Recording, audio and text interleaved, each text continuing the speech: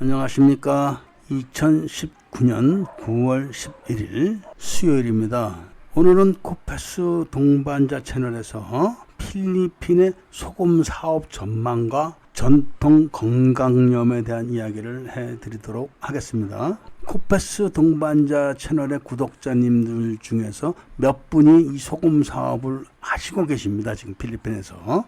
그런데 요즘 필리핀에 대한 관심을 갖고 구독을 하시는 분들이 늘어나시고 질문과 상담을 하시는 분들이 많이 늘어납니다.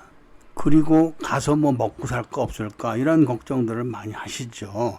그런 차원에서 제가 이런 설명을 해드리면서 궁금증을 해소해 드리고자 하는 것입니다. 우선 필리핀이 섬나라이기 때문에 소금이 무지하게 많이 생산된다, 이렇게 생각들을 하실 겁니다.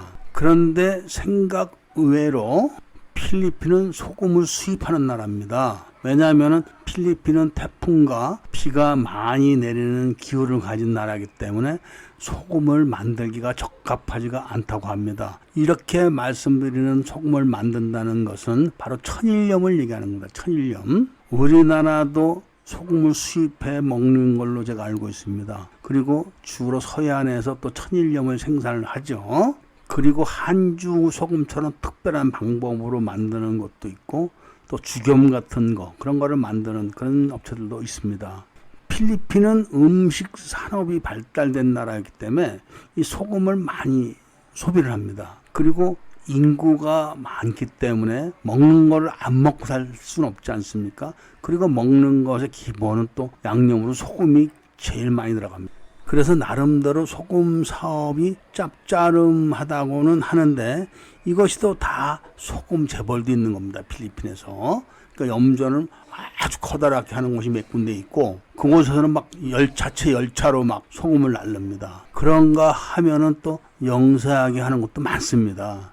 그렇다고 해도 결국은 1년에 4달 정도만 소금을 만들 수가 있다고 그렇게 이야기를 합니다. 일단 영상을 보시면은 아주 대기업 소금 재벌이죠. 그런 곳부터 해서 자그맣게 하는 천일염, 그 다음에 아주 기가 막힌 머리를 써서 대나무를 잘라가지고 대나무 통을 이용해가지고 이 천일염을 만드는 사람도 있습니다. 그야말로 죽염이죠. 그러니까 모든 도구는 대나무입니다. 그러니까 염전 바닥에다가 바닷물을 끌어들여서 소금을 만드는 것이 아니고 대나무를 반 잘라서 그 길게 해놓은 것들을 여러 개를 널어놓고 거기다 바닷물을 부어서 그것을 말려서 바로바로 건져내는 그런 방법을 쓰는 사람도 있습니다. 이게 진짜 죽염이죠. 그리고 또 불을 떼가지고 소금을 만드는 그런 것도 있고, 또 한국에서 죽염 만드는 식으로 아예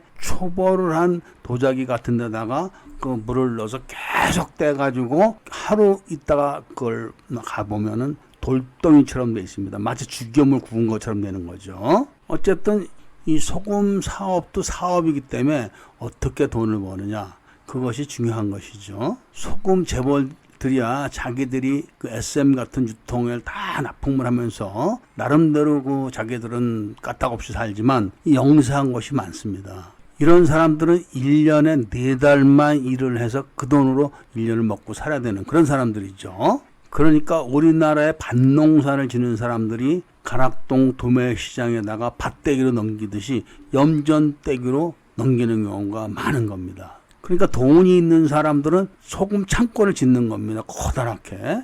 그리고 건기가 와서 소금이 만들어지기 시작하면은 염전에서 건져낸 소금들, 이런 거를 자기가 미리 손돈을 주고 사람을 사서 마르지 않은 소금을 통째로 가지고 나오는 것이죠. 그리고 그 마르지 않은 소금을 소금 창고 위에다 계속 붓는 겁니다. 계속. 그러니까 그때가 소금값이 가장 쌀 때라고 하죠. 그러면서 이제 우기가 닥치고 일기가 불순하고 그러면 소금값이 올라갑니다. 이 사람들은 그때 이제 간수가 다 빠진 마른 소금을 위에서부터 걷어가지고 포대에 담아서 파는 거죠. 그러니까 이게 순전히 자본 싸움이 되는 겁니다. 자본 싸움. 염전대기로 싸게 사가지고 창고에다 부어서 간수를 빼서 마른 소금을 계속 이제 공급을 하는 거죠. 이 사람이 도매상이 돼가지고. 제가 직접 도매상이 돼서 소금 장사를 해본 적은 없습니다.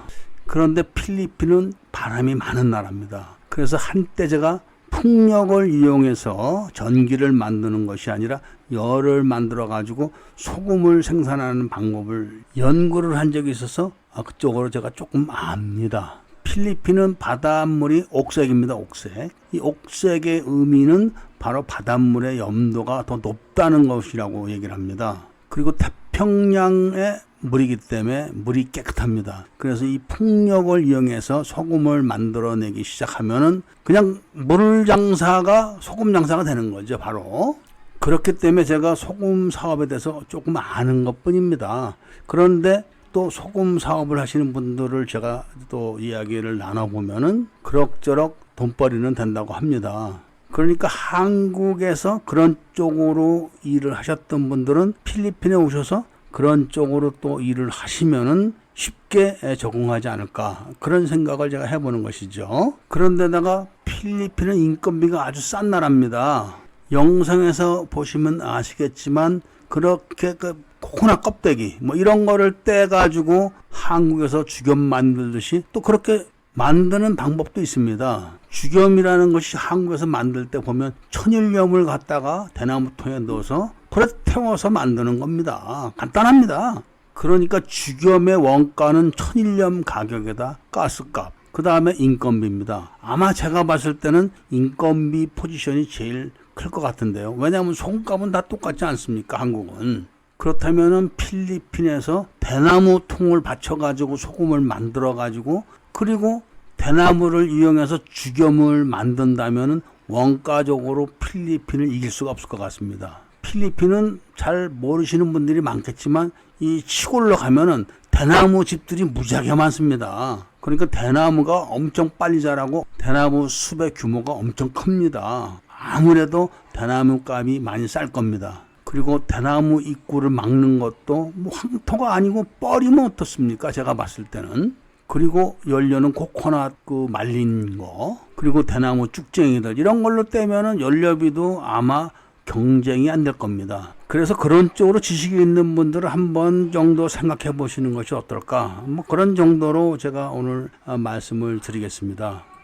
그리고 소금 이야기가 나왔으니까 건강하고 또 관련된 이야기를 한 번 더 해보도록 하겠습니다. 우리 인간이 살아가는데 가장 필요한 것이 바로 먹는 거 아니겠습니까? 먹는 것 중에서 기초적인 거, 물, 그 다음에 쌀, 그 다음에 우리가 가장 흔히 접하는 고춧가루 정도가 좀 문제가 있다고 제가 보고 있습니다. 우리가 독을 먹으면 바로 죽습니다.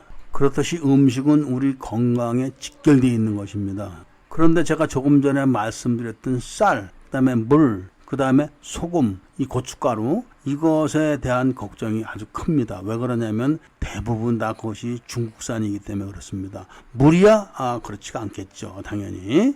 쌀도 슈퍼에서 한국 쌀을 확인하고 사서 먹으면 상관이 없습니다만 식당에서 밥을 드시는 분들 하루에 두세 끼 다 드시는 분들도 있을 것이고 한두 끼는 꼭 드시는 경우가 많을 겁니다. 그런데 식당에서 우리가 밥을 먹는 그 쌀이 바로 중국서 찐쌀로 수입을 해다가 밥을 하는 경우가 아주 많습니다. 그 중국산 찐쌀로 밥을 드시면 아주 해롭습니다. 그 다음에 또 하나 문제가 고춧가루입니다. 고춧가루. 중국산 고춧가루가 이게 아주 심각한 문제가 있습니다. 그리고 바로 다음에 문제가 소금입니다. 소금. 이 소금도 중국산이 많이 들어온다고 합니다. 그것도 곰룡하고 막 섞여서 들어온 경우도 많기 때문에 이 나가서 먹는 거, 이게 진짜 심각한 문제가 있다고 합니다. 그런데 쌀과 소금, 고춧가루 이런 거는 우리가 기본적으로 항상 먹는 것이기 때문에 요즘 젊은 사람들이 덩치는 커도 희마리가 없고 이상한 병에 많이 걸리는 원인이 바로 그런 것이라고 사람들이 얘기를 합니다. 제가 봐도 그런 것 같습니다. 시골 집에서 어머니가 직접 고추를 키워서 그걸 말려서 그 다음에 고추장 만들고 콩을 심어서 그것을 말려가지고 메주를 떠서 그리고 그런 걸로 된장 고추장을 만들었다면은 몰라도 나가서 사 먹는다. 이거는 제가 좀 심각한 문제가 있다고 봅니다. 그래서 저는 김치를 안 먹는 대신 같은 발효고 싶으면 필리핀 김치 아차라 이거를 먹고 오이로 만든 그런 걸로 제가 대신해서 먹고 있습니다. 요즘 사람들은 그래서 된장도 즉석 된장, 고추장도 즉석 고추장을 만들어서 먹는다고 합니다. 그런 이야기는 다음에 해드리기로 하고, 오늘은 소금 이야기가 나왔으니까 대부분 혼자 사시거나 뭐 그런 분들이 많기 때문에 요즘은 집에서 해 먹을 때 이 소금 문제를 조금 신경 쓰시는 게 어떤가, 그 말씀을 제가 마지막으로 드리겠습니다. 나중에 병 걸려서 아프면 자기만 손해입니다. 그런 의미로 받아들이시면 됩니다. 조금 귀찮더라도 우리가 소금을 사오면은 그 소금을 한번 물에 씻으세요. 바가지 같은 것에 넣고 소금을 씻으면 그 물이 뿌옇게 뜹니다. 그럼 그 물을 버리고 체에 받쳐서 물을 완전히 빼는 거죠. 그리고 물이 빠진 소금을 후라이팬에 넣고 센 불로 말리는 겁니다. 막 볶아주는 거죠.